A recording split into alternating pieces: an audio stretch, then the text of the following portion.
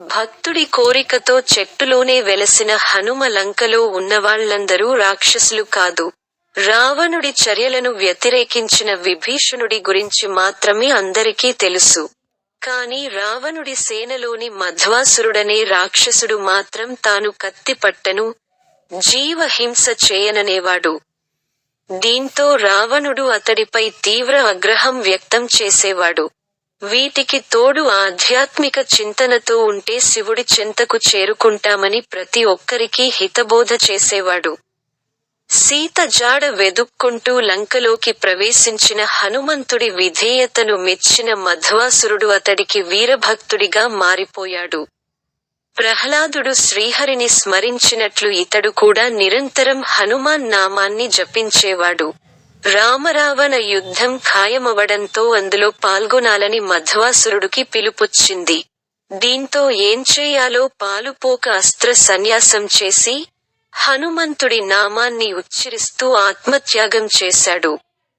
ద్వాపర యుగంలోనూ మళ్లీ మధ్వికుడిగా జన్మించిన మధ్వాసురుడు దురదృష్టవశాత్తు కౌరవుల తరఫున పోరాడాల్సి వచ్చింది. కురుక్షేత్రంలో అర్జునుడి రథంపై ఉన్న ఆంజనేయుడి జెండాను చూసి గత జన్మ గుర్తుకొచ్చి ప్రాణత్యాగం చేశాడు.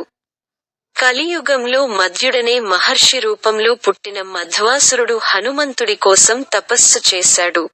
ఒకరోజు పక్కన ఉన్న కాల్వలో స్నానం చేసి వస్తూ దారిలో సొమ్మసిల్లి పడిపోతే ఓ వానరం అతడిని లేపి సేవలు చేసి, తినడానికి మామిడి పండు ఇచ్చింది.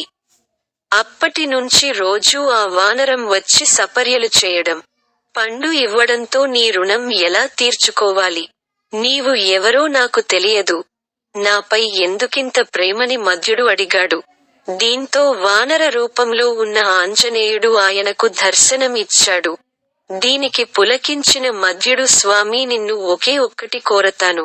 దీన్ని నెరవేరుస్తావా అని అడిగితే ఆంజనేయుడు కోరమన్నాడు. మధ్యుడు స్వామీ నిన్ను విడిచి ఉండలేను. నీతోనే ఉండేలా వరం ప్రసాదించమని కోరాడు. దీనికి సరేనన్న హనుమంతుడు నీవు మద్ది చెట్టుగా అవతరిస్తే దీని కింద నేను శిలారూపంలో వెలుస్తానని అన్నాడు. అలా వెలసిన దేవాలయమే మద్ది ఆంజనేయ స్వామి ఆలయం. ఇది పశ్చిమ గోదావరి జిల్లాలో ఏలూరుకి సమీపాన ఉంది. దేశంలో ఎక్కడా లేని విధంగా ఈ ఆలయంలోని ఆంజనేయుడు ఓ చేతిలో పండు, మరో చేతిలో గదతో స్వయంభువుగా వెలిశాడు.